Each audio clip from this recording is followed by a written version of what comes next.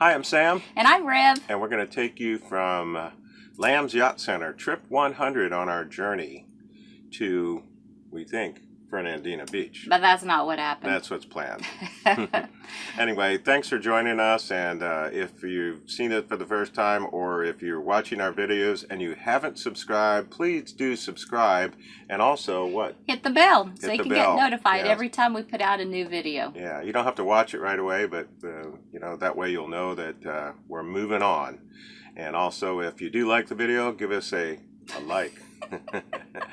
Anyway. Are you done? I'm done. All right, let's go. So it's time to go. It's go time, so to speak. And here is our dock that we had. A nice 55-foot slip here, nice and covered. Concrete dock, although they're not floating. You know, we had our lines rigged, and it really was only about a 1.5 foot swing on the tide, so we didn't have to worry about it too much. Yeah, so we were here for, what, 11 weeks? Yeah. The boat was here. We weren't here. Yeah. And because we were at home back in Texas due to the COVID-19 pandemic. So we were really comfortable with our boat here at Lambs Yacht Center because it is covered and we felt like it was very protected. Yeah. Great folks at Lambs Yacht Center. And we're now maneuvering over for the first time, you know, using the boat, and we're going over to get some fuel. Yeah. And we have timed this to be on high tide at the area that we're at. So we're maneuvering so that we can get out through that skinny water that we talked about in our previous video, number 99, as we came in.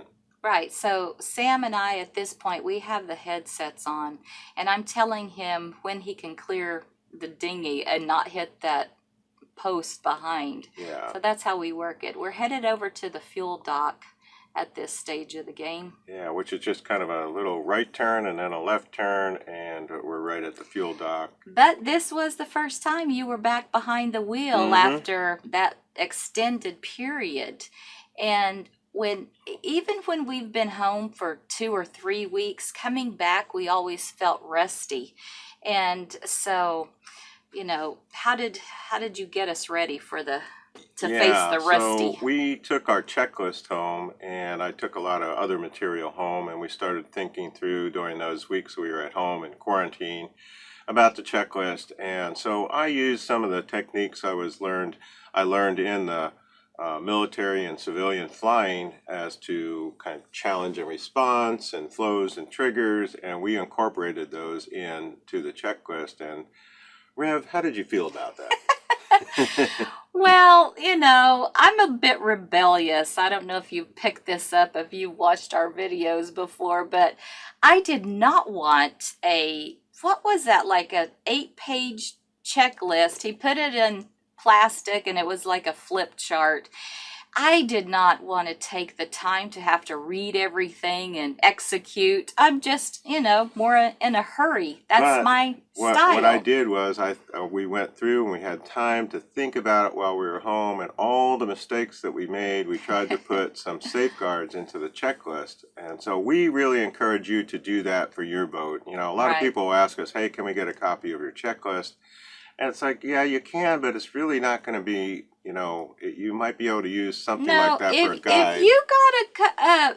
If you got a copy of our checklist, you would probably cry and never go on your boat. But we highly encourage you to think through that.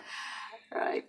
So this is the Ortega River we're on, isn't it? Yes, it is. Okay, so Lambs Yacht Center was tucked way back, and we have to go back. You can see Jacksonville in the distance, but we have to go back down the Ortega River through the, you know, same route.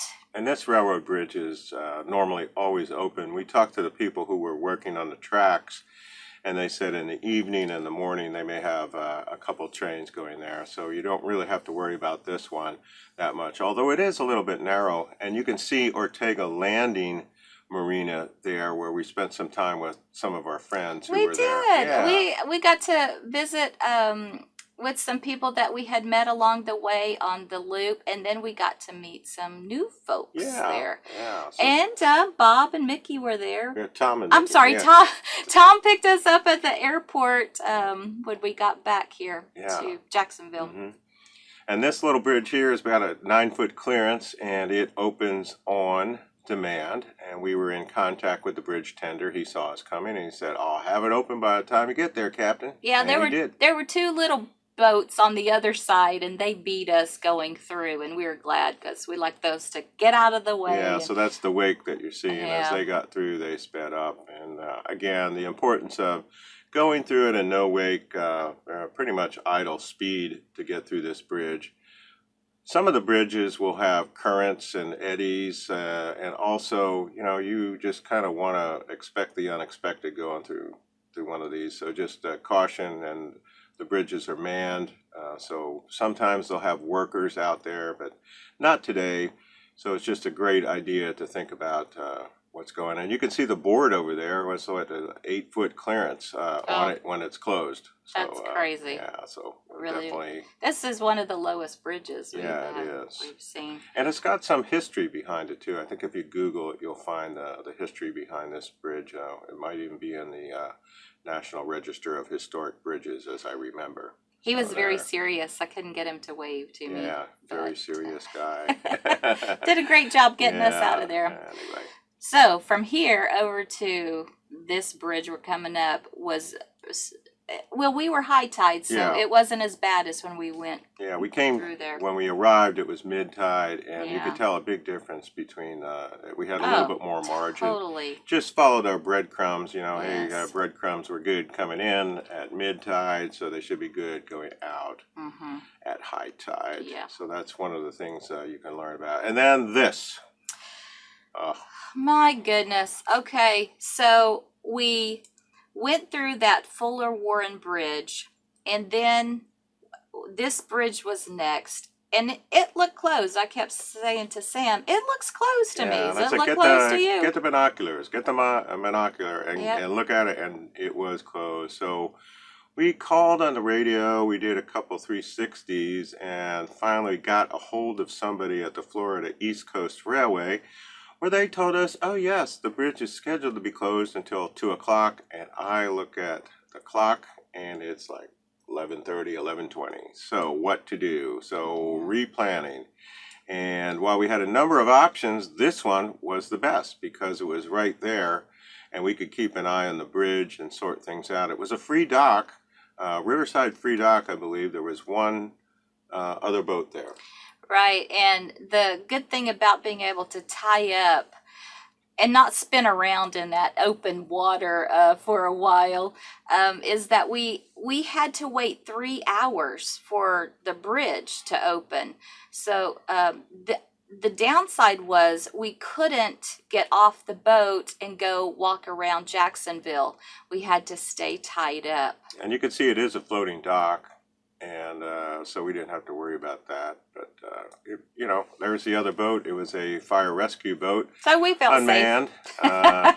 and also no way to get off, as Rev said. All right, so the bridge. Finally. Yeah, and it pretty much opened up on time. We called the bridge, and I called it the FEC Strauss-Trunnion Bridge, and he came back and said, "Hey, this is the whatever railroad bridge." So I apologize for not having the right call sign to the bridge tender, and we made our way through. Well, at least it didn't shut it. Yeah. Yeah, being mad at you for that. Now, as we're going along here, one of the other things that was starting to concern me was I was having some issues with the volt. Oh, yeah. It was before we got There were kind of here. spurious things that were going Yeah. on, and just didn't seem right. Mm-hmm. I remember you saying that when we were still in the Ortega River, that it didn't seem right. Yeah. But this is a beautiful part. When you do the loop and you are going through this, it's just amazing Yeah. to see. Now, it's actually, you don't have to come this way. No, on I the want loop. them to come this way. Yeah, on but the you can loop. come to downtown Jacksonville, and it's about 20 miles up on the St. Johns River. But also, we have had some of our friends on the St. Johns River take that all the way, and it's a great side trip to do. So Yeah. there is some of the sports stadiums in Yeah, downtown. so you saw us going in, so you saw this from the other direction. There is the area. Green Monster, Green the bridge Monster. that they call the Green Monster. Yeah. One more time. There are some silos over there with art. and I just could not. I probably have 50 pictures that I took in the time we went under this green monster over to see them. Oh, they're there, a close-up picture. Yeah. But I just kept hearing in my mind, I got your back. And the other person saying, well, I got your back. Well, I got your back. Well, I got your back. And I'm sure there's a more important story that goes along with that. If any of you know the story about those particular pictures, we'd love to hear about it in the comment section. That'd be great. So cool when you see art on unexpected things like that. Another bridge and a lot of shipping container ships, and this is kind of a sad sight. Very sad. That boat is supposed to be out there with vacationers having a good time, but hopefully soon the Norwegian gem, which just looks like it's ready, at some day to be back on the sea with everybody partying and having a great time. It's such so those days are ahead. Yeah. Yes. Let's be positive and believe that. But that is a beautiful Norwegian boat. It just looks huge. Yeah. I love these big ships. That's why I usually take a picture of them. But that one said something about no smoking. Yeah, no smoking. Yeah. And here we are, the Napoleon Bonaparte Broward Bridge. And I guess Dames Point, Dames I think. Point, Dames one. Point or Dom's Point. I don't know how you say it. Yeah, or winging it. Yeah. So after this bridge. That is a cool looking bridge, though. Yeah, it's a sign that. I'm sorry, go ahead. Yeah, it's a sign that we are going to be making a turn to the port and rejoining the Intracoastal Waterway. Yay. So yeah, we're starting to get excited. Hey, we're going to get back on the route and head to Fernandina Beach. And here is another Norwegian ship, the Norwegian Pearl. Right. And it looks similar in construction, but again, someday she'll be back out on the sea partying. Those, I don't know what those blue things are. Yeah, just cranes, loading cranes and those types of things. Oh, and here we are. Here we are. We don't make it to Fernandina Beach, unfortunately. Where did we make it, Sammy? So, what happened was, after we made that turn to port and start coming up there, I'm thinking about two things. I'm thinking about the voltmeter that I'm not real comfortable with and trying to investigate that, and actually both voltmeters. And also, now that we're 3 hours behind, what's the impact on the tidal conditions as we move up the Intracoastal Waterway? So there's nobody at the dock here. It's a free dock at mile marker 738. It runs perpendicular to the Intracoastal Waterway, and it was easy to get in. And we said, you know what? Let's just call it a day and we were figure out tired, things. right? We were tired. Even though it didn't have power, so I didn't have air conditioning, I was willing to suffer through just because, it was exhausting. Yeah, so it gave me a little bit more time to plan the route, study it in more detail, and we got a good night's sleep, and we're off the next day. Well, thanks for coming along with us on our trip from Jacksonville over to Sisters Creek. And next time, we hope to be in Fernandina Beach, so tune in and watch that. And again, if you haven't subscribed, please do subscribe and hit the bell and join us along. We do appreciate each and every one of you that comments on there. We learn from you, you learn from us. And also, if you do have detailed questions, crew email. We read them all. And we answer them all. All right. See you later on What Yacht To Do.